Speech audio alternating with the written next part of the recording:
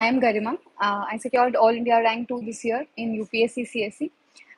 ये सेशन में जो यूपीएससी टाइम होस्ट कर रहा है उसके थ्रू मैं कुछ जनरल क्वेश्चंस आंसर करना चाहूँगी जो ऑलमोस्ट हर एस्पिरेंट को जानना होता है ताकि इस सेशन के थ्रू आपको बेनिफिट हो सके। तो मुझे इन्होंने कुछ कॉमन क्वेश्चंस के लिस्ट भेजे हैं। I will first try to answer that और लैंग्वेज मैं बाइलिंगुअल रखूँगी और इन दी एंड जब ये क्वेश्चंस के आंसर हो जाते हैं I will take your doubts live. ठीक है, तो फर्स्ट ऑफ ऑल मेरा नाम गरिमा है, मैंने रैंक 2 सिक्योर की है। मेरा जो ऑप्शनल है वो भी कॉमर्स एंड अकाउंटेंसी था क्योंकि मेरा जो बैकग्राउंड है वो कॉमर्स रहा है। मैंने बैचलर्स ऑफ कॉमर्स किया है किरोड़ी मिल कॉलेज यूनिवर्सिटी ऑफ दिल्ली से 2020 में एंड ये मेरा यूपीएससी सीएसई में सेकेंड अटेम्प्ट था। मैंने अपना फर्स्ट अटेम्प्ट 2021 में दिया था एंड इन दैट अटेम्प्ट मेरा प्रीलिम्स क्लियर नहीं हो पाया था एंड फिर ये मेरा सेकेंड अटेम्प्ट था जिसमें मैंने प्रीलिम्स दिया, फर्स्ट टाइम मेंस दिया और फर्स्ट इंटरव्यू दिया।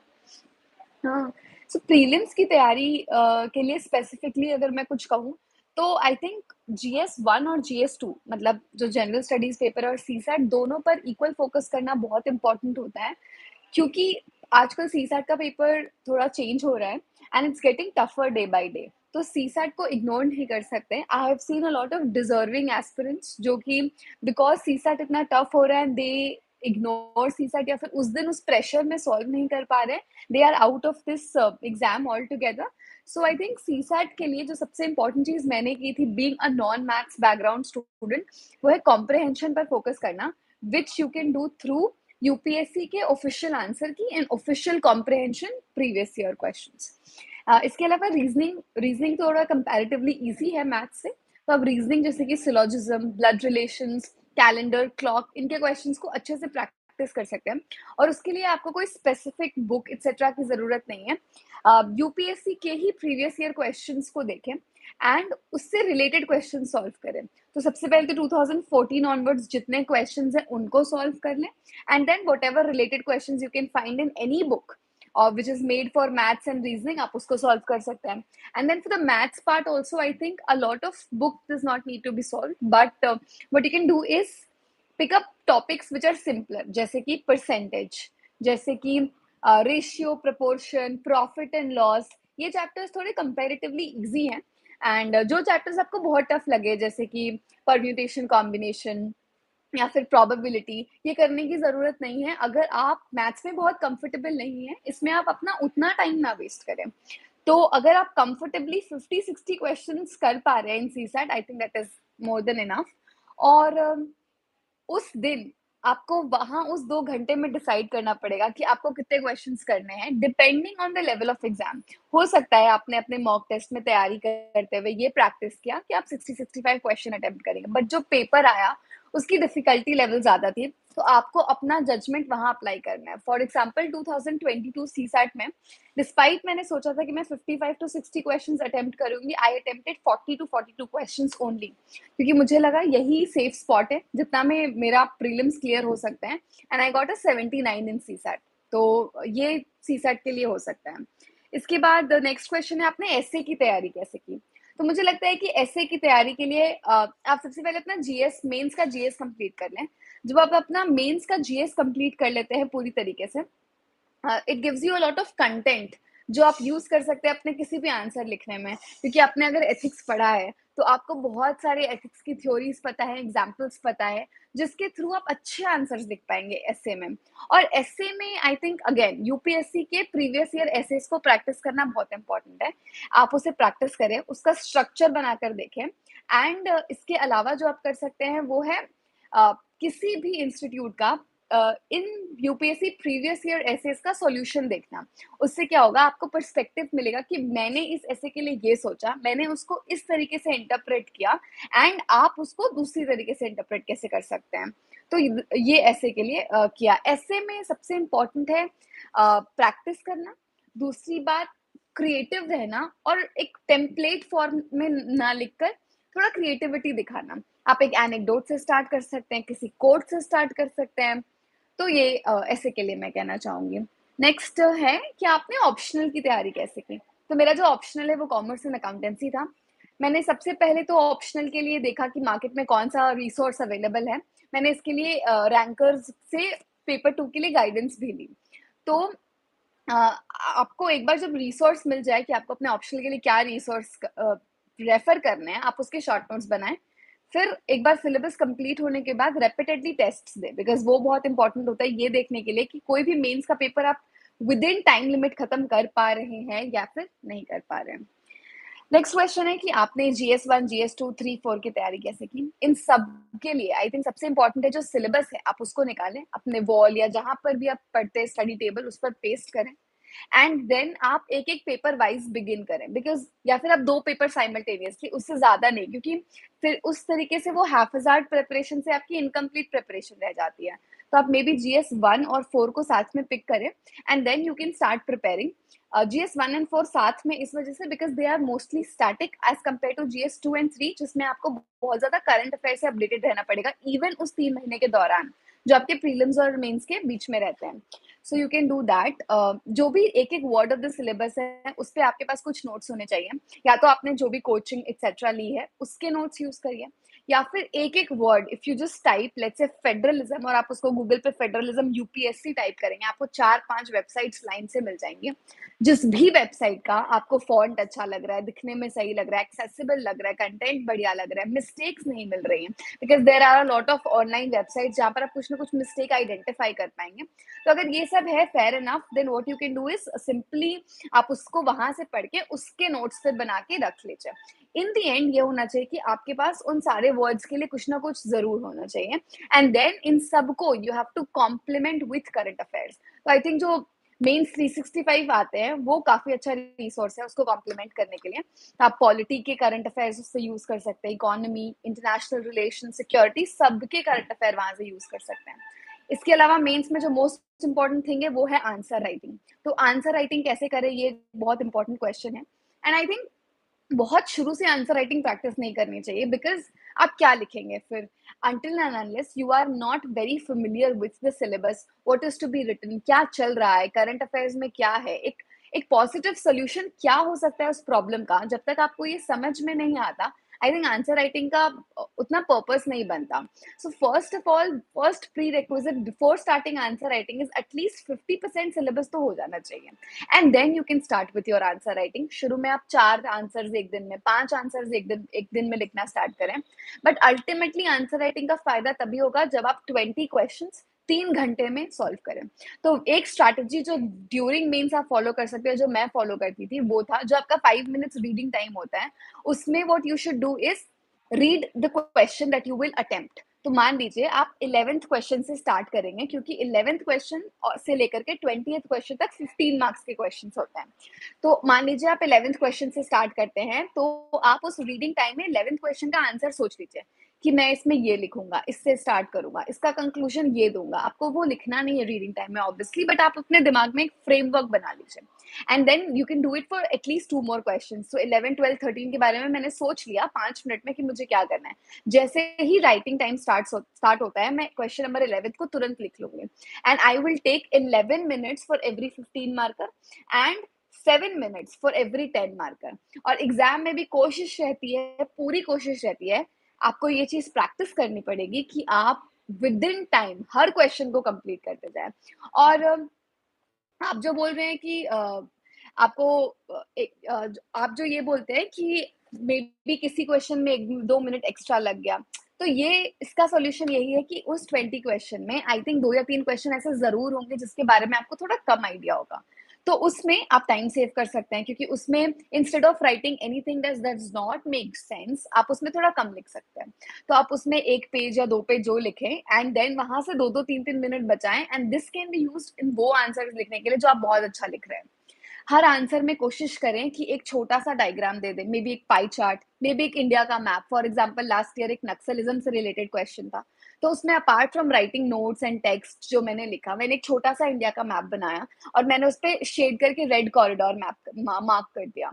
I think these small diagrams make your answer look beautiful, make your answer look more presentable.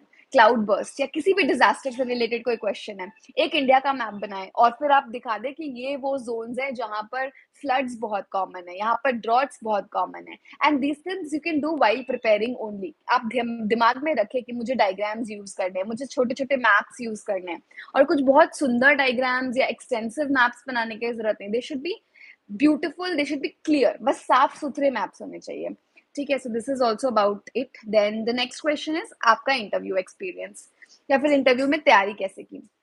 तो आई थिंक जब आप पूरी मेंस एक्सेट्रा की तैयारी कर लेते हैं तो आप इन जनरल अवेयर रहते हैं कि क्या चल रहा है. लेट्स से इकोनॉमिक्स के फील्ड में क्या मेजर इश्यूज हैं या सिक्योरिटी के फील्ड में क्या मेजर चैलेंजेस हैं. So you are mostly aware of what's going on. आपको ओपिनियंस फॉर्म करना इंपॉर्टेंट होता है ऑन द कंटेम्प्रेरी इशू. इसके लिए आप न्यूज़पेपर्स रीड कर सकते हैं, and not only one, I would suggest multiple newspapers read करें, 2 तो मिनिमम रीड करें. अगर आपका ऑप्शनल इकोनॉमिक्स है या फिर कॉमर्स है, जैसे कि मेरा था, तो मैंने एक बिजनेस न्यूज़पेपर भी पढ़ा साथ में. So Hindu, the Hindu, Indian Express and कोई बिजनेस न्यूज़पेपर साथ में आप पढ़ सकते हैं. Apart from this start watching discussions. तो मैं सनसेट टीवी के वीडियोस बहुत देखती थी फ्रॉम माय एंटायर प्रिपरेशन. मैंने सनसेट टीवी और उसके पहले the big picture I used to watch these debates. तो ये 30 मिनट के डिबेट होते हैं, बट ये आपको आपके बोलने की स्किल्स, कॉन्फिडेंस, पर्सनैलिटी, सब चीज़ों में बहुत फायदा करते हैं. Second part of your interview preparation is डैफ. तो आपका जो डिटेल्ड एप्लीकेशन फॉर्म होता है जिसमें आप अपने बारे में सब कुछ बताते हैं कि आप कहाँ से हैं, आपकी स्कूलिंग, आपका ग्रेजुएशन, आपका stream, job experience, hobby, achievement, इन सबसे क्वेश्चन पूछा जाना जेन्युइन है, ताकि ये पता चले कि आपने आज तक जो भी किया है आपने उसे डेडिकेटेड तरीके से किया है. इट्स जस्ट नॉट कि आपने लिख दिया अपने फॉर्म में कि मैंने एक बीकॉम की डिग्री ली है. Have you actually done that sincerely or not is something that they want to gauge. So for this I would say कि आप अपने डैफ को प्रिपेयर करें वर्ड बाय वर्ड. आप इसके लिए ऑनलाइन शीट्स का यूज कर सकते हैं. So I have a lot of friends जिन्होंने गूगल एक्सेल पे शीट्स बनाई थी, उससे उस तरीके से आप कुछ कर सकते हैं. तो एंड देन फाइनल थिंग होगा इंटरव्यू प्रिपरेशन में अपने मॉक इंटरव्यू देकर के अपने आप को टेस्ट करना और कॉन्फिडेंस बढ़ाना. क्योंकि जब आप खुद से बैठ करके रूम में प्रिपेयर करें तो आपको ऐसा लगता है कि आपने काफी अच्छा प्रिपरेशन कर लिया है, एंड या फिर ऐसा भी लग सकता है कि आपकी कुछ प्रिपरेशन नहीं हुई है. So over confidence and under confidence दोनों ही बहुत नॉर्मल है अनटिल एंड अनलेस आप अपने आप को टेस्ट करने बैठे, चाहे वो प्रीलिम्स हो, मेंस हो या इंटरव्यू हो. So I think mock interviews would help. और जितने भी मॉक इंटरव्यूज है mostly free of cost available होते हैं. तो मॉक इंटरव्यू आप 10 to 15 डेज का टाइम लेकर के अपने इंटरव्यू डेट के पहले आप दिल्ली जा सकते हैं, एंड मोस्टली फ्री है मॉक इंटरव्यूज. तो आप वहां जाकर मॉक इंटरव्यूज दे सकते हैं. And that is it. This is about personality test. आप अपने बुक लिस्ट के बारे में बताइए. तो आई क्विकली शेयर प्रीलिम्स के लिए बुक लिस्ट. पॉलिटी के लिए I read Laxmikanth. Apart from this मैं ऑनलाइन वेबसाइट्स पर जो भी टॉपिक है जो नहीं समझ में आता सो यूपीएससी करके डाल देती थी, जो भी आता मैं उसे पढ़ती थी. पॉलिटी के अलावा हिस्ट्री, मॉडर्न हिस्ट्री के लिए मैंने स्पेक्ट्रम, राजीव वहीर सर की बुक पढ़ी, और उसमें अपार्ट फ्रॉम पार्टीशन के आगे भी मैंने 5-6 चैप्टर्स पढ़े, जैसे कि working class movement, patient movement. ये चैप्टर्स भी मुझे लगता है कि प्रीलिम्स के लिए इंपॉर्टेंट हो जाते हैं. और वे बुक के पीछे जो इंडेक्स है जिसमें आप न्यूज़पेपर्स और उसके ऑथर्स मिलते हैं या इंपॉर्टेंट कांग्रेस सेशंस मिलते हैं, या किस गवर्नर जनरल वॉइसरॉय के अंदर क्या इंपॉर्टेंट एक्टिविटीज हुई, वो इंडेक्स भी एक बार रिवाइज किया. थर्ड है इकोनॉमिक्स. इकोनॉमिक्स के लिए मैंने मृणाल सर की नोट्स पढ़े. मृणाल सर की नोट्स में आई थिंक पिलर 1 to 4 मैंने बहुत अच्छे से किया, एंड 5-6 को बस 1-2 बार रीड किया क्योंकि वो मुझे बहुत हैवी लगे.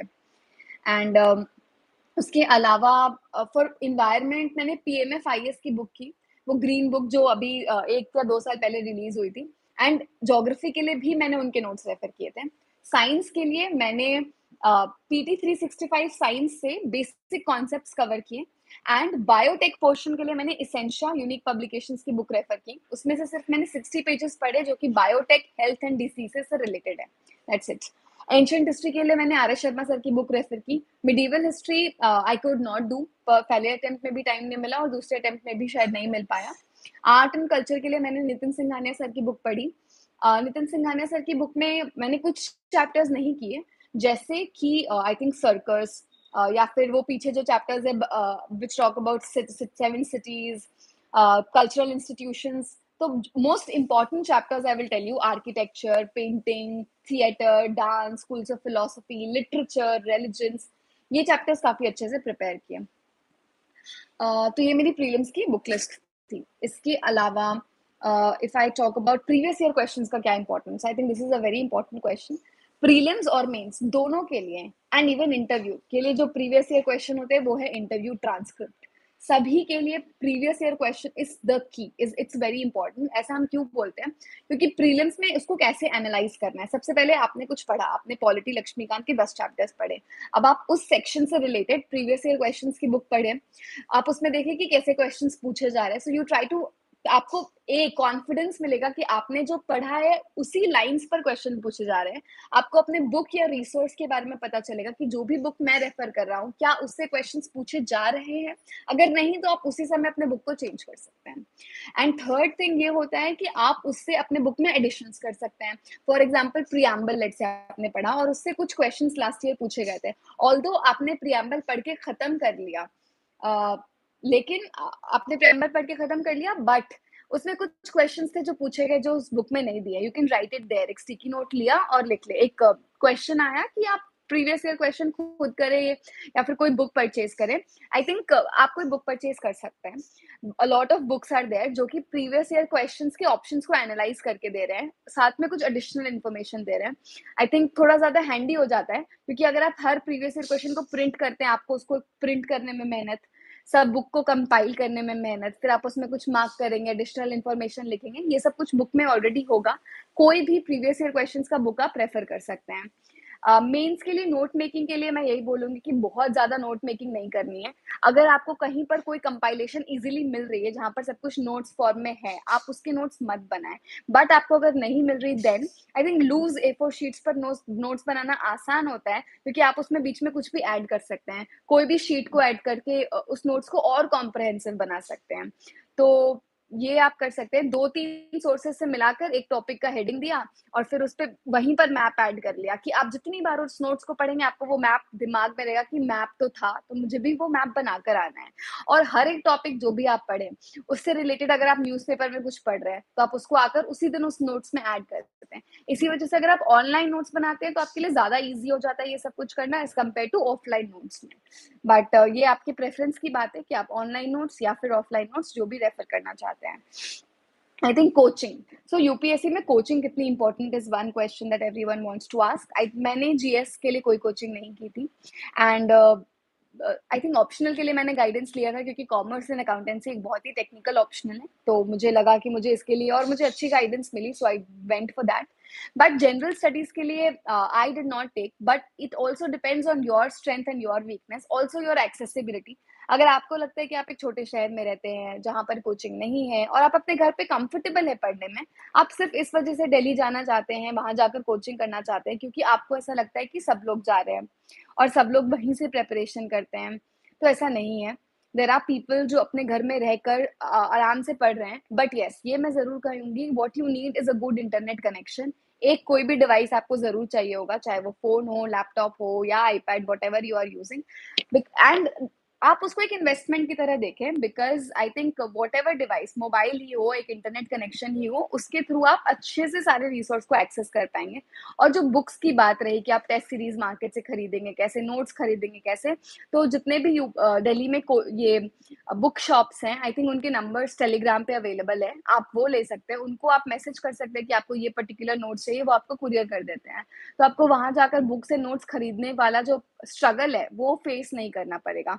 सो आई वुड नॉट रेकमेंड कि जनरल स्टडीज की कोचिंग मैंडेटरी होती है, this is a myth.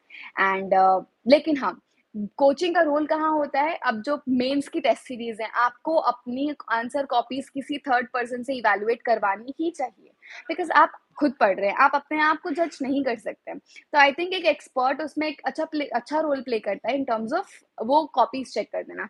So mains test series किसी भी कोचिंग इंस्टीट्यूट की आई वुड रेकमेंड कि आपको करनी चाहिए। एंड इसके अलावा mock interviews, so these are the two places where the role of coachings become important, just mains test series and mock interviews. क्योंकि वहां पर एस्टीम्ड पैनलिस्ट होते हैं जो पहले या तो बोर्ड मेंबर रह चुके हैं या फिर उनमें काफी नॉलेज है। उनसे बात करके आपको अपने कंडक्ट के बारे में पता चलेगा कि आपको किस तरीके से बात करनी है, आपके ओपिनियंस बहुत ज्यादा लिबरल या फिर बहुत ज्यादा एलियनेटेड नहीं होने चाहिए, main stream common relevant views होने चाहिए आपके, आप प्रैक्टिकल बातें करें, लॉजिक बात करें, आप कुछ बहुत आइडियलिस्टिक बात ना करके आए, ना ही आप कुछ बहुत ही इनप्रैक्टिकल बात बोले। तो ये सब कुछ आपको उसके थ्रू पता चलेगा। नेक्स्ट है एनसीईआरटी कितनी इंपॉर्टेंट है। तो एनसीईआरटी 6 to 12 पढ़ना ऐसा कोई रूल नहीं है। मान लीजिए आपको लक्ष्मीकांत पढ़नी है, पॉलिटी पढ़नी है, तो लक्ष्मीकांत तो पढ़नी है, ये बात सबको पता है। बट अगर आप डायरेक्टली लक्ष्मीकांत से स्टार्ट करेंगे तो आपको कुछ प्रॉब्लम्स हो सकती हैं, क्योंकि मान लीजिए कुछ समझ में नहीं आया। सो फॉर एग्जाम्पल मैंने फर्स्ट टाइम स्टार्ट किया लक्ष्मीकांत से, मुझे काफी प्रॉब्लम्स हुई समझने में, कुछ टॉपिक्स समझ में नहीं आए। देन आई सेड कि मैं 9th से एनसीईआरटी पिकअप करती हूँ। फिर 9th 10th 11th 12th की एनसीईआरटी पढ़ी, उसमें काफी सिंपल टर्म्स में सब कुछ एक्सप्लेन किया गया। उसके बाद मुझे लगा अब इससे पहले की एनसीईआरटी पढ़ने की जरूरत नहीं है, क्योंकि जो लक्ष्मीकांत में दिया है मुझे समझ में आ रहा है। सो आई थिंक ये कर सकते हैं आप कि आप अपने हिसाब से देखिए। आप पहले स्टैंडर्ड बुक उठाइए, फिर आपको समझ में आएगा मुझे ये समझ नहीं आ रहा, ज्यादा टाइम वेस्ट मत करिए, एनसीईआरटी पे पहुंच जाइए। अगर आपका इकोनॉमिक्स बैकग्राउंड है तब आप then why will you study economics का 11th and 12th NCERT, don't study. तो आप अपने बैकग्राउंड के हिसाब से भी एनालाइज करके देखिए कि आप किस में कम, क्योंकि हर किसी का इस प्रेपरेशन में कुछ स्ट्रॉन्ग सब्जेक्ट है, कुछ वीक सब्जेक्ट है। स्ट्रॉन्ग सब्जेक्ट्स के लिए आप सिर्फ स्टैंडर्ड बुक्स करें, वीक सब्जेक्ट्स के लिए मे बी आपको थोड़ा पीछे जाके थोड़ा और मेहनत करने की जरूरत पड़ेगी। तो this is about NCERT. NCERT के नोट्स मैंने नहीं बनाए। आप नोट्स बनाने की जगह, वो बुक्स तो आपकी है ना, वो आपकी एनसीईआरटीज हैं, आप उसमें हाईलाइट कर ले, उसमें स्टिकी नोट्स चिपका ले, ताकि आप उसको फटाफट से रिवाइज कर पाए। This is one thing. And NCERT new पढ़े या ओल्ड, आई थिंक ज्यादा डिफरेंस नहीं है। आप दोनों का इंडेक्स ऑनलाइन ओपन कर सकते हैं एनसीईआरटी की वेबसाइट पर, और जब आप उसको ऑनलाइन ओपन करते हैं, आप अगर देखते हैं कुछ 3-4 चैप्टर्स न्यू ऐड हो चुके हैं, अगर ऐसा कुछ है तो आप उन 3-4 चैप्टर्स को पढ़ लेना है, अगर आपने ओल्ड एनसीईआरटी ऑलरेडी पढ़ चुकी है तो बट अगर आप खुद फर्स्ट टाइम परचेज करें तो अब आप न्यू एनसीईआरटीज ही परचेज करें। एंड कितने इयर्स के करंट अफेयर्स पढ़ने चाहिए, करंट अफेयर्स का क्या इंपॉर्टेंस है, और करंट अफेयर को मैंने कैसे किया। तो इन न्यूज़पेपर पढ़ा मैंने। मैंने स्टार्टिंग से ही एक न्यूज़पेपर पढ़ा, और इंटरव्यू के टाइम पर 2-3 न्यूज़पेपर्स पढ़े। न्यूज़पेपर के नोट्स बनाना मुझे नहीं लगता इंपॉर्टेंट है, क्योंकि एक तो उसमें बहुत टाइम चला जाता है, तो आप न्यूज़ को समझने के बजाय उसका नोट्स बना रहे होते हैं। और दूसरी बात ये है कि ऑलरेडी मार्केट में बहुत सारे न्यूज़पेपर के नोट्स अवेलेबल हैं। हर मंथ के एंड में हर कोचिंग इंस्टीट्यूट या किसी भी इंस्टीट्यूट का कंपाइलेशन मिल जाएगा, पीआईबी कंपाइलेशन मिल जाएगा। तो ये काम जब और किसी ने आपके लिए कर दिया, तो आप फिर से उसे क्यों करें। तो this is my point. So newspaper के नोट्स बनाने पे फोकस करने के बजाय आप न्यूज़पेपर को समझने पे फोकस करें। न्यूज़पेपर के एनालिसिस वीडियो के बजाय आप खुद से न्यूज़पेपर पढ़ें। इनिशियली जब आपको प्रॉब्लम हो रहा है, when you are not able to understand, आप उस चीज को डालें गूगल पर या फिर यूट्यूब पर, और उससे रिलेटेड वीडियो देखें, try to understand the topic. But 1 or 2 month down the line don't be dependent only on videos, आपको खुद से न्यूज़पेपर करना चाहिए। जो लोग बोल रहे हैं कि इंग्लिश बोलने में दिक्कत होती है, आई थिंक इन सब से ज्यादा फर्क तो नहीं पड़ता। अगर आपने अपना मीडियम इंग्लिश चूज किया है फॉर इंटरव्यू, तब आपको थोड़ी प्रैक्टिस करने की जरूरत पड़ेगी। और प्रैक्टिस कैसे करेंगे हम, वी विल रीड न्यूज़पेपर्स। तो न्यूज़पेपर पढ़ने से हमारी वोकैबुलरी स्ट्रांग होती है, एंड हम थोड़े कंफर्टेबल हो जाते हैं। साथ में कुछ अच्छे एनालिसिस वीडियोस, कुछ discussions, even web series if you watch it, may be English में देख लिया। some these things over the period of time will help you, but it is only अगर आपने खुद से voluntarily English as a medium choose किया है। otherwise always आपके पास option है हिंदी medium choose करने का। पॉइंट ये है कि आपका जो भी विचार है, what ever is your thought, आप उसको, जो आपके मन में है, आप उसको सामने वाले को कम्युनिकेट कर पा रहे हैं कि नहीं। मीडियम से इससे ज्यादा और कुछ फर्क नहीं पड़ता, ना ही रिटन में, ना ही इंटरव्यू में। I think this is one thing that I would से फॉर द मीडियम। ठीक है। एंड यूपीएससी में आपने कौन कौन से न्यूज़पेपर फॉलो किए। मैंने द हिंदू पढ़ा इनिशियली अपने प्रिपरेशन के लिए, और मैंने इंटरव्यू के टाइम पर the Hindu, Indian Express and the Hindu business line पढ़ा। न्यूज़पेपर कैसे पढ़ें। सो इनिशियली जब आपको बहुत प्रॉब्लम हो रही है तब आप वीडियोस का हेल्प लें, बट बाद में न्यूज़पेपर को खुद से पढ़ें। सारे न्यूज़ नहीं पढ़ने होते हैं, उसके लिए आप कहीं पर भी जाकर any coaching, they put up morning में एक पोस्ट आ जाता है उनका, जिसमें वो सिलेक्ट कर देते हैं कि ये न्यूज़ यूपीएससी पर्सपेक्टिव से इंपॉर्टेंट है। ये आपको शुरू के 2-3 मंथ हेल्प करेगा, जब तक आपको खुद से समझ में आने लगे कि क्या इंपॉर्टेंट है। तो आप 2 चीजें करें। सबसे पहले यूपीएससी का सिलेबस पढ़ें, तो उससे आपको समझ में आएगा कि ये चीज़ें मेरे सिलेबस में है, मतलब ये तो मुझे पढ़ना ही है। फॉर एग्जांपल आपने पढ़ा कि एनवायरनमेंट तो सिलेबस में इतना इंपॉर्टेंट है, प्रीलिम्स हो या मेंस हो। अब एनवायरनमेंट से रिलेटेड कुछ भी न्यूज़ आए, कोई स्पीशी न्यूज़ आया, कोई रिकवरी प्रोग्राम है, चीता री इंट्रोडक्शन है, तो आपको पता चल गया ये तो मेरे सिलेबस से डायरेक्टली लिंक्ड है, मुझे ये अच्छे से प्रिपेयर करना है। बट आपको पता है कि कहीं पर कोई गवर्नमेंट चेंज हुई, तो आपको पता है ये मेरे सिलेबस में डायरेक्टली नहीं मेंशन्ड है, so maybe a little less focus on that. International relations मेरे सब्जेक्ट में डायरेक्टली मेंशन्ड है, सो मे बी आईआर का पेज थोड़ा ज्यादा फोकस से पढ़ा है ना। This is how you can read newspapers. And ठीक है, नेक्स्ट क्वेश्चन है आपने यूपीएससी की तैयारी शुरू कैसे की और कब की? मैंने 2020 जून जुलाई के आसपास प्रिपरेशन स्टार्ट की, जब मेरा थर्ड ईयर फिनिश हुआ। एंड कैसे शुरू की, तो उस समय मैंने बेसिक बुक से स्टार्ट किया। मैंने सबसे पहले पॉलिटी की लक्ष्मीकांत उठा ली, बट मुझे काफ़ी डिफिकल्टी हुई उसे पढ़ने में, इस वजह से फिर मैंने एनसीईआरटी शुरू की। सेम फॉर स्पेक्ट्रम, मैंने डायरेक्टली स्पेक्ट्रम उठाई बिना एंशियंट मीडिएवल किए, तो मुझे बहुत प्रॉब्लम्स फेस हुए। That is why then went back, did ancient, थोड़ा स्टोरी जैसा देखा मीडिएवल का, एंड देन डिड मॉडर्न। तो आप इस तरीके से अपने अपने जर्नी में अपना जर्नी स्टार्ट करें, एंड अपने ही मिस्टेक से लर्न करते करते करते आप एक दिन वहां तक पहुंच जाएंगे। तो शुरू में तो 5-6 महीना अंडरस्टैंड करने में काफी टाइम वेस्ट हुआ, बट इसीलिए आप किसी से गाइडेंस ले सकते हैं, किसी की वीडियो देख सकते हैं, खुद की स्ट्रैटेजी बना सकते हैं, दूसरों की मिस्टेक से सीख सकते हैं कि ये मिस्टेक्स मुझे नहीं करनी है। एंड ठीक है, तो lot of questions people are asking me कि कंसिस्टेंसी नहीं बन पाती, आपका टाइम टेबल क्या था, डिसिप्लिन नहीं बन पाता। तो वन थिंग जो मैं करती थी वो था अपना टाइम टेबल बना के रखना, कि आज लेट से आज 21 तारीख है, तो मैं 21 से 30 तक का टाइम टेबल बनाकर एक वाइट शीट पर लिखकर I will paste it in front of the wall जहां पर मैं पढ़ रही हूँ। उसमें लिखा होगा 21 जून को मैंने इकोनॉमिक्स करना है इतने चैप्टर्स, मुझे लक्ष्मीकांत करना है इतने चैप्टर्स, मुझे 3 hours newspaper plus current affairs करने हैं, एंड मुझे 1 आवर लेट से टेस्ट देना है या आंसर राइटिंग प्रैक्टिस करनी है। और मैं फिर पढ़ना स्टार्ट करूंगी, मैं पढ़ूंगी, आई कीप टिकिंग इट कि ये हो गया या फिर ये हो गया, और जो नहीं हुआ आई सर्कल इट कि ये नहीं हुआ। तो ऐसा आपका शेड्यूल बना होना चाहिए। फिर रात में जब आप सोने जाएंगे and you see at look at that paper कि मुझसे नहीं हो पाया आज इतना, फिर आप एनालाइज करिए कि आपने कहाँ टाइम वेस्ट किया आज। और टाइम आई थिंक एक ये चीज है कि टाइम वेस्ट करना या नहीं करना, आपने ये प्रिपरेशन खुद स्टार्ट की है, no one has forced you into this preparation. So I think it's very important that आप खुद से बहुत ऑनेस्ट रहें और कंसिस्टेंट रहें। कॉमर्स, ठीक है, I think all those people who are planning 2027 2028 attempt, मैं बस यही बोलूंगी कि अभी आप 11th में है, 10th में है, 12th में है या ग्रेजुएशन में है, जो भी आप कर रहे हैं एट प्रेजेंट आप उसको बहुत अच्छे से करें। enjoy your life right now and also prepare seriously, but for whatever you are preparing, not for UPSC। अगर आप 10th स्टैंडर्ड में ही मुझे यूपीएससी करना है, it's a nice thing that you are dreaming so early, you are focused so early, but आप अपना 10th standard भी तो उसको फोकस से करें, उसको अच्छे से करें। तो लोग क्या करते हैं कि मुझे 7th स्टैंडर्ड से पता है कि मुझे यूपीएससी करना है, एंड दैट इज वाई वो स्टार्ट कर देंगे 7 से एनसीईआरटीज पढ़ना 10th की, एंड देन जब वो यूपीएससी करने आएंगे then they will go back to 7th class NCERT. That does not make sense. तो आप अभी जो भी कर रहे हैं आप इतना स्ट्रेस मत ले, अंटिल एंड अनलेस आपका अटेम्प्ट 2024 है या 2025 है। आई थिंक आप जो भी कर रहे हैं, जिस भी स्ट्रीम में, आप उस पर फोकस करें, आप अपने ग्रेजुएशन पे फोकस करें, आप अपने 11th 12th पर फोकस करें। That is one thing very important.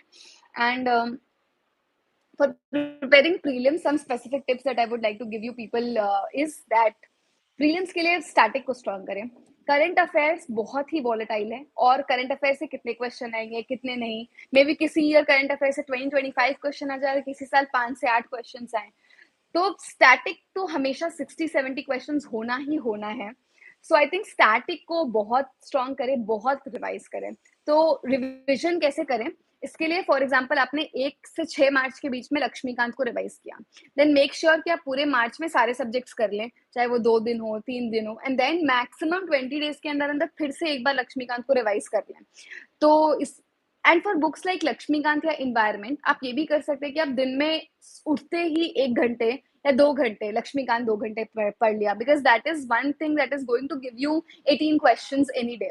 तो for subjects like polity, economy, environment, ये तीनों पर बहुत फोकस करें। एंड अगर ये 3 सब्जेक्ट्स आपके बहुत स्ट्रांग है तो आई थिंक प्रीलिम्स इजी आपके लिए, इजी तो नहीं बट मैनेजेबल हो सकता है। तो these 3 subjects I think you should focus a lot instead of only focusing on current affairs, जिससे कोई गारंटी नहीं है कि कौन से क्वेश्चन आएंगे, कितने क्वेश्चन आएंगे, है ना।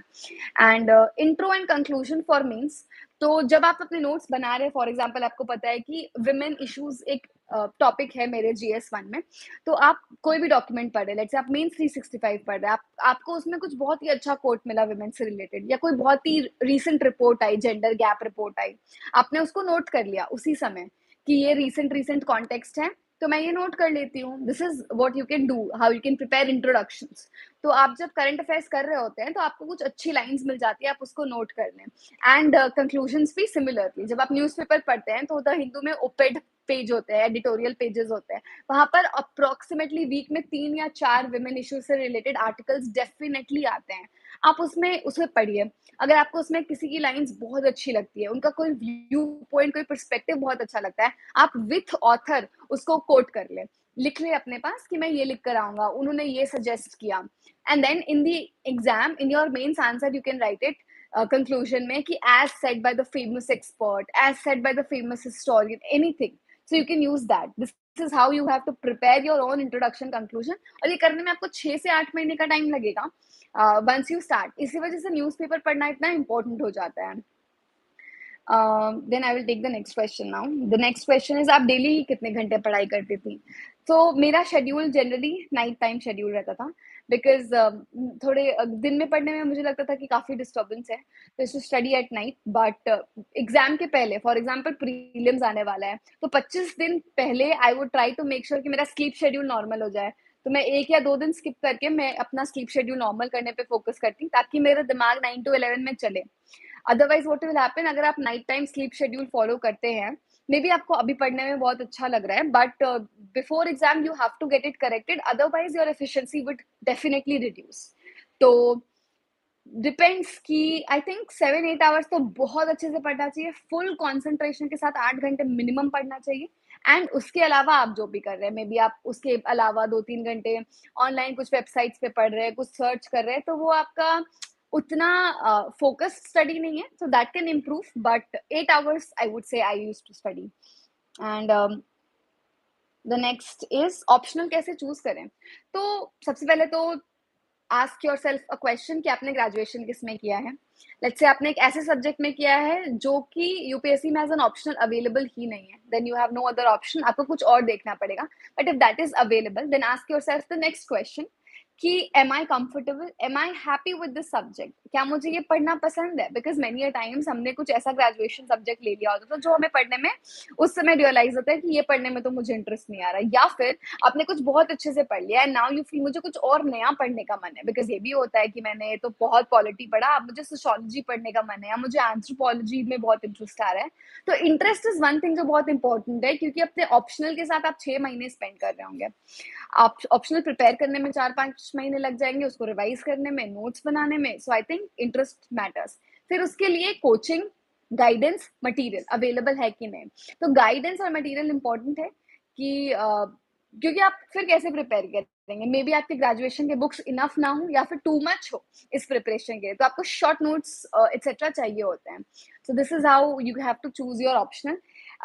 One thing, don't go for any myth in UPSC कि इस ऑप्शनल में मार्क्स नहीं उठते, मैं ये ऑप्शनल नहीं लूंगा, या फिर इस ऑप्शनल में तो बहुत सारे लोग हैं तो मैं ये ऑप्शनल नहीं लूंगा।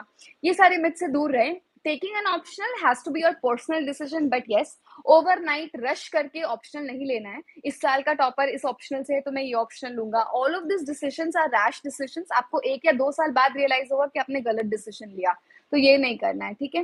Backup, people are talking about backup in the comment section. I think backup होना is important. तो one thing that I would always say कि आप जब ये प्रिपरेशन कर रहे हैं तो आप बहुत कुछ सैक्रिफाइस करते हैं, बहुत कुछ सैक्रिफाइस करते हैं इस एग्जाम के दौरान।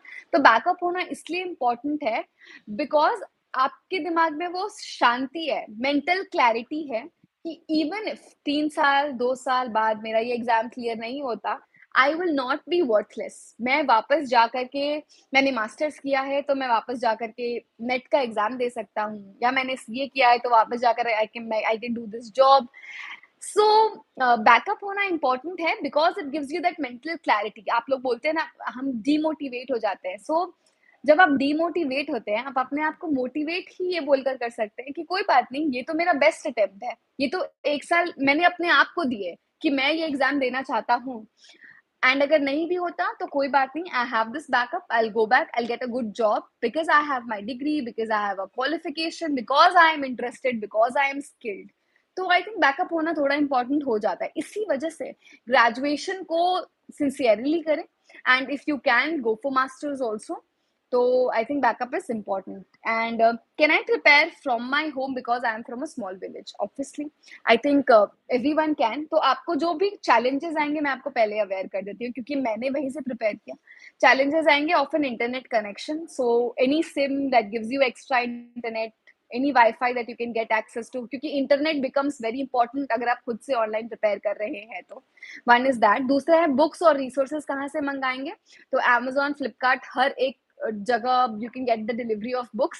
स्टैंडर्ड बुक्स के अलावा जो नोट्स आपको चाहिए, किसी भी टॉपर के नोट्स, कोई भी कोचिंग के टेस्ट या फिर टेस्ट बुकलेट्स एक्सेट्रा, तो ये आप टेलीग्राम पे बहुत सारे फोटोकॉपी शॉप्स के नंबर्स अवेलेबल हैं, आप उनको मैसेज कर सकते हैं, व्हाट्सएप कर सकते हैं, and then they will send it to you by courier.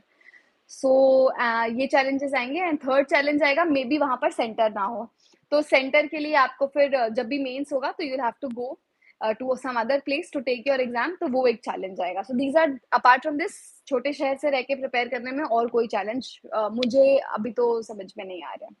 ठीक है। And how did you restart prep after failing in first prelims? I think थोड़ा डिफिकल्ट, थोड़ा बहुत डिफिकल्ट हो जाता है बिकॉज आपने पूरी मेहनत की एंड फिर भी आपका एग्जाम नहीं हुआ, तो इससे आपको बहुत डिसअपॉइंटमेंट होता है। बट डिसअपॉइंटमेंट को कम करने का तरीका होता है अपनी गलती ढूंढ लेना कि मैंने इस अटेम्प्ट में ये नहीं किया था, शायद मैं ये कर लूं तो ये अटेम्प्ट, अगला अटेम्प्ट बेटर हो सकता है। Once you identify a factor for your failure does not be the only thing that you are looking at, the causes become the things that you are looking at. और फिर आप उस cause को address करने में लग जाओगे कि हाँ, मैंने तो सीसैट को इग्नोर कर दिया था, तो आप फिर सीसैट पढ़ रहे होगे और फिर आपको वो मोटिवेशन ऑटोमेटिकली आने लगेगा। ठीक है। And how to overcome overuse of YouTube? तो I think use apps like Pomodoro, like Focus Forest, जो जब आप पढ़ रहे हैं तो वो एक्सेस ब्लॉक कर देते हैं off any other website and that you are using. तो ये आप कर सकते हैं। आप अगर आप ऑनलाइन डिवाइसेस एक्सेट्रा से एडिक्टेड है, so then you can use timer technique से पढ़े कि आपने 50 मिनट्स का टाइमर लगाया, 50 मिनट्स आप अपने फोन पे और कुछ नहीं कर पा रहे, यूर ओनली स्टडिंग, एंड इससे आपको एक ट्रैक भी मिलेगा कि आज दिन भर में मैंने प्रोडक्टिवली कितना कितना देर बैठ के पढ़ाई किया। क्योंकि ऐसा हो सकता है कि आप बैठे अपने रूम में 2 बजे से 5 बजे तक पढ़ने के लिए, बट आपने इफेक्टिवली पढ़ाई नहीं की, आप बीच में फोन यूज कर रहे थे एक्सेट्रा। ठीक है। So which optional will be preferable for commerce students?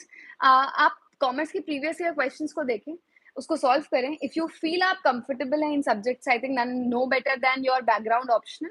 But अगर आपको काफी डिफिकल्टीज आ रही है, आपको लग रहा है कि आप 5 मंथ्स दे करके भी कॉमर्स प्रिपेयर नहीं कर पाएंगे, then you can look for other option as per your interest. But एक बार आपको अपने बैकग्राउंड ऑप्शन को कंसिडर जरूर करना चाहिए।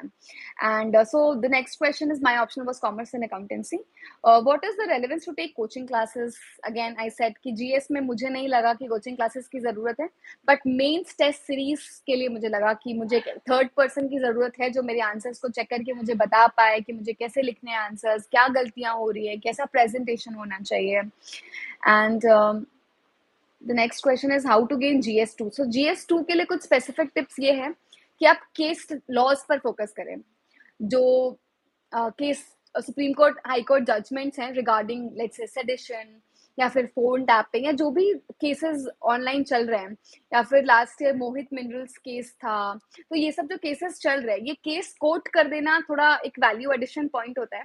इसके अलावा लक्ष्मीकांत में जब आप चैप्टर कंप्लीट करते हैं तो पीछे की तरफ एनालिसिस दिया होता है।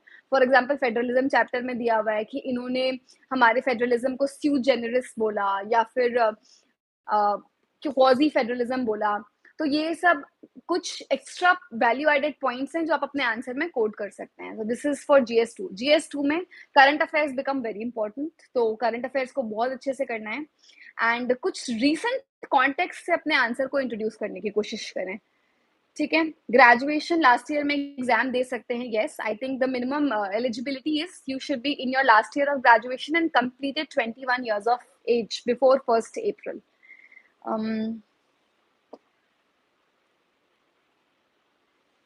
इंजीनियरिंग फर्स्ट ईयर में हूँ and you have to start your preparation. I think अभी इनिशियली फर्स्ट ईयर में what you can start is with newspaper reading. आप बेसिक न्यूज़पेपर रीडिंग से स्टार्ट करिए। उस 6 महीने you do that, you will get an idea of what is going on in terms of polity, in terms of IR, in terms of economy. और एक बार आपको एक बेसिक आइडिया मिल जाता है, then you should decide your book list कि ये बुक्स मैं पढ़ूंगा and then start reading second year onwards. Ethics के लिए क्या किया था? सो एथिक्स के लिए मैंने एक बेसिक नोट्स के लिए फोरम IS की रेड बुक पढ़ी थी जो मैंने मार्केट से परचेज की थी। आप उसको या कोई भी base material that you are using, क्योंकि वो मैंने डेफिनेशंस वगैरह के लिए यूज की। इसके अलावा what you have to do in terms of value addition, तो मैंने बहुत सारी थ्योरीज एक्सेट्रा का नाम लिखा था। तो मैंने यूट्यूब पर एक चैनल है द स्कूल ऑफ लाइफ, उसके फिलोसफी वाले पार्ट के वीडियोस को रेफर किया था, उससे थोड़े बहुत नोट्स बनाए थे। आई यूज दैट। और मैंने बहुत सारे पर्सनालिटीज को गूगल किया, जैसे मैरी क्यूरी, जैसे सिल्विया प्लाथ, और उनके लाइफ से एकदम लेसन्स निकाले कि मुझे सिल्विया प्लाथ की लाइफ से क्या पता चलता है, मुझे स्वामी विवेकानंद जी की लाइफ से क्या पता चलता है, महात्मा गांधी जी की लाइफ से क्या पता चलता है। तो आई डिड दिस दैट, कुछ चीजें मैंने निकाली कि ये मैं लाइफ लेसन्स की, और फिर नेल्सन मंडेला जी की लाइफ से क्या पता चलता है। And then I used to use a lot of examples, a lot of theories, and जो केस स्टडीज है उसको थोड़ा इनोवेटिव तरीके से लिखा। फॉर एग्जाम्पल हर क्वेश्चन में स्टेक होल्डर नहीं बनाया, कुछ डिफरेंट तरीके से लिखा, कंक्लूजन दिया, वे फॉरवर्ड दिया, कुछ डेटा, कुछ रिपोर्ट्स ऐड किए। This is what I did. And mains के लिए कहाँ से कोचिंग ली थी? मैंने मेंस खुद से कवर किया, मैंने मेंस टेस्ट सीरीज ली थी। एंड ऐसे की strategy have also uploaded on my Telegram channel. तो मैं अपने टेलीग्राम चैनल का लिंक अपने ऑफिशियल अकाउंट पर डाला है, वहां पर मैंने ऐसे और GS1 की स्ट्रैटेजी डाली है, and also I will upload the other strategies. And how to overcome loneliness during self study. I think आपका एक अच्छा पीयर ग्रुप होना चाहिए। आप लोग 4-5 फ्रेंड्स का ग्रुप तो होना ही चाहिए जो साथ में प्रिपेयर कर रहे हैं, because it is very very common कि अगर आप सबसे अपने आप को कट ऑफ कर लेते हैं तो लास्ट में आपको काफी लोनली फील होने लगता है इस एग्जाम प्रिपरेशन में। And this exam demands a lot, आपका टाइम, पेशेंस, आपके friends, you lose a lot. So what is important is कि आप अपने फ्रेंड्स को मेंटेन करके रखें इस प्रिपरेशन में, जो आपको सपोर्ट कर रहे हैं, जिनसे आपको पॉजिटिविटी आ रही है। अगर आपको किसी से इस एग्जाम में नेगेटिविटी आ रही है, अगर आपके कुछ ऐसे फ्रेंड्स हैं जो आपको बोल रहे हैं कि आपसे ये एग्जाम नहीं होगा, तो may be think again. But जो फ्रेंड्स आपको हेल्प करते हैं, जो फ्रेंड्स आपको सपोर्ट करते हैं, you must talk to them, to your parents, to your relatives, friends, cousins, anyone. And Telegram channel Garima Lohia UPSC AIR2, if you search it on Telegram, it's there. And इसका link मेरे official account पर भी है. I have only one official account on Instagram. इसके अलावा I am not on Twitter. It's all fake account if you are following. I am not on Facebook. It's again all fake account. I am only on Instagram, only on Telegram. This is it. And ठीक है, I'll see if there are any other questions. And so the next question is कि online करें या offline तैयारी करें? See, I think coachings and all have already covered कि क्या important है क्या नहीं, but even if you are taking any crash course or course, I would prefer online over offline, क्योंकि हमेशा आने जाने का टाइम सेव होता है। क्योंकि टेस्ट सीरीज भी I did it online, क्योंकि मुझे लगा वो कम्यूट करने का टाइम मैं सेव कर सकती हूँ, उसमें मैं कुछ और पढ़ सकती हूँ, और क्योंकि इतना सुविधा है हमारे पास ऑनलाइन सब कुछ कर लेने का, तो I always preferred online things over offline. But prelims के लिए मैंने लास्ट ईयर जो एक नई चीज की थी वो था सिमुलेटर मॉक देना। तो बहुत सारे कोचिंग्स है जो आपको आई थिंक 100 या 200 रुपीज चार्ज करके 2 पेपर देने का ऑप्शन देते हैं एक दिन में। आप एकदम सेम UPSC की तरह जा करके आप सुबह 9 to 11 उसी टाइमिंग में वो पेपर दे दें और 2 घंटे के ब्रेक के बाद सीसैट देकर आएँ।